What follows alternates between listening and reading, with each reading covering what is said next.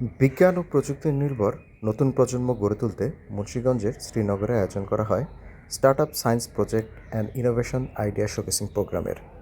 অনুষ্ঠানে সভাপতিত্ব করেন উপজেলা নির্বাহী কর্মকর্তা হাসিবুর রহমান। এ সময় উপস্থিত ছিলেন সহকারী কমিশনার ভূমি গোলাম রব্বানী সোহেল, উপজেলা বিএনপির সাধারণ সম্পাদক হাফিজুল ইসলাম খান, উপজেলা মাধ্যমিক শিক্ষা কর্মকর্তা সালেহ আফরোজ এবং শ্রীনগর কলেজের সহকারী অধ্যাপক রাজীব কুমার দাস।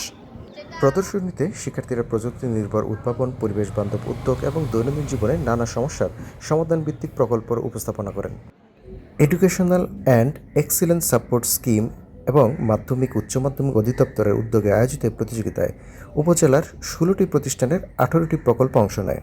এ সময় প্রতিযোগীগণ বলেন, জগন্নাথ উচ্চ বিদ্যালয়। আজকে আমাদের প্রজেক্টের নাম হচ্ছে বর্তমানে অনেক সমস্যা আছে, তার মধ্যে প্রধান দুটি সমস্যা হচ্ছে বর্জ্য ব্যবস্থাপনা এবং জ্বালানি সংকট।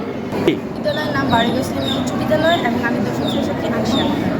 আজকে আমাদের প্রজেক্টের নাম হচ্ছে next gen AI farming drone. আমাদের ড্রোনটিতে বিশেষ কিছু ফিচার রয়েছে। দিনব্যাপী এই প্রতিযোগিতা শেষে ভাগড়া শরৎচন্দ্র পাইলট উচ্চ বিদ্যালয় প্রথম স্থান, Srinagar pilot school and college দ্বিতীয় স্থান এবং কলাপাড়া উচ্চ বিদ্যালয় তৃতীয় স্থান অর্জন করেন। টেক্সট রিপোর্ট, কাগজের খবর।